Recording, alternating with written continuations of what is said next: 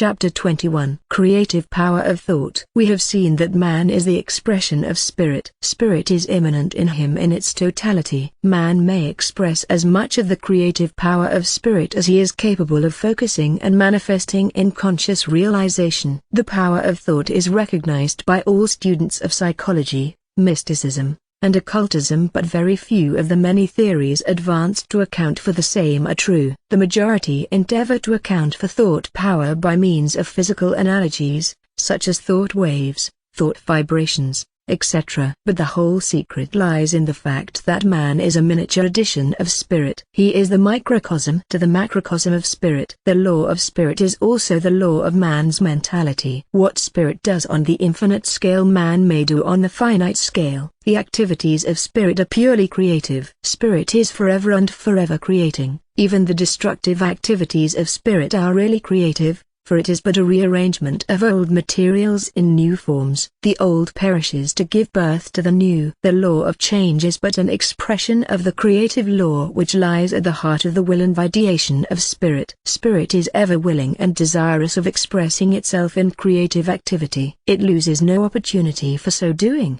and apparently welcomes any creative invitation on the part of man. How man may create. Man, when he understands his spiritual nature and possibilities, may direct the inner activities of spirit along his own lines. He may do this through and by reason of the ideative powers of his mind, building up ideals and mental forms in his mind, and allowing the will to flow in and through these. Man is able to materialize his ideals and mental pictures in objective and material form. He thus becomes a miniature world builder. For every man's world is his individual universe. When man understands this, he is no longer the slave of circumstances, but becomes a creative master of circumstance. From being the passive chessman on the board of life, he takes a hand in the game and makes moves on his own account. We have given but a hint here of the why and how of the employment of the creative power of thought by man. But in this hint is contained the secret of the entire field of the activities of creative thought which has attracted so much attention of recent years from the followers of the New Thought and allied movements. The hundreds of books written on this subject,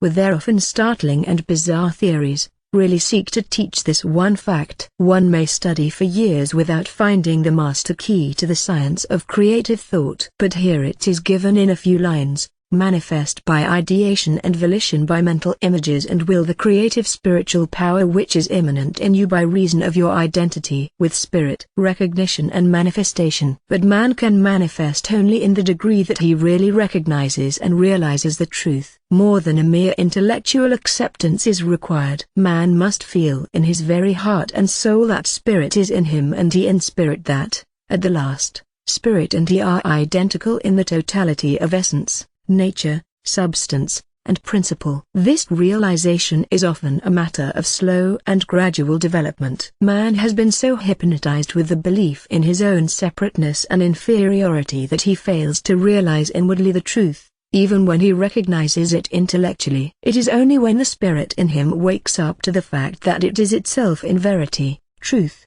and fact in man, it is only then that man is able to exercise his creative power. But every step in that direction brings its reward and success. Every step on the path of attainment gives a better, higher, and clearer view of the surrounding mental country, and man strengthens his spiritual limbs by the exercise on the path. Man is like a young spiritual giant. He has not as yet learned his own strength. As he awakens to the facts of his being, then he discovers his latent powers, possibilities, and capabilities. Often this recognition comes to him only when he hears the call of another who has discovered his inner strength. The awakened lion. The Orientals have a fable which illustrates this. A lion cub strayed away from its mother and the rest of the brood, and, becoming lost, was adopted by a sheep which had lost her own lamb. The lion grew up with the sheep of the flock and never dreamed that he was other than a sheep. But finally one day on the crest of a neighboring hill appeared another lion, grown up,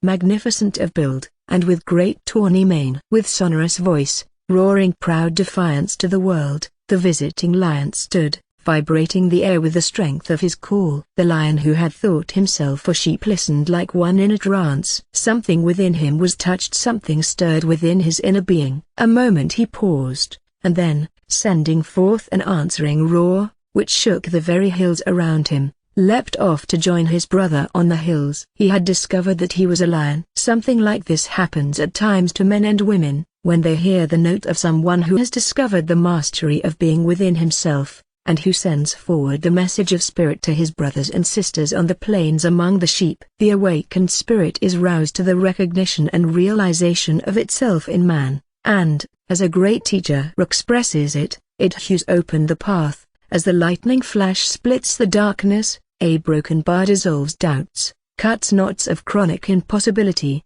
melts circumstances, pierces shadows like a flash of glory, dashes through the jungle of appearances like the horn of the unicorn. It is the sword of the spirit of truth, the flash of the will that can. In this perception, and this alone, is to be found the secret of creative thought of the mind of man. Make it your own, your very own. Let the warrior within you fight the battles of life for and through you, for he is your real self, the abiding spirit which is perceived as yourself at the last. Mastery. Man is master of his being in the degree of his recognition, realization, and manifestation of his identity with spirit. In the degree that he allows spirit to unfold and manifest itself through him in the directions of conscious recognition of the real self, which is spirit, so will be the degree of his mastery. As spirit awakens to self-consciousness within him, it will raise him up to as yet undreamed of heights of attainment and mastery. In the above few words is to be found the key to the demonstration of those who have awakened to the something within. The experience of inner being, which has always been known to the wise of the race, may have stumbled unawares upon this great truth of being, and have manifested its power without being aware of the nature of the something within which has manifested its power and glory in their soul. It is as if spirit had been indulging in a dream, imagining itself to be John Jones or Mary Smith, and then gradually awakens to the realization that these are simply forms of disguise or masks used in the dramatization of the universe. The awakening spirit gradually asserts itself and manifests its power as its true consciousness increases and grows clear. This, in effect, is what the evolving soul of man is doing. From simple consciousness it has passed on through many stages into self-consciousness, and is now proceeding to cosmic consciousness of its identity with all.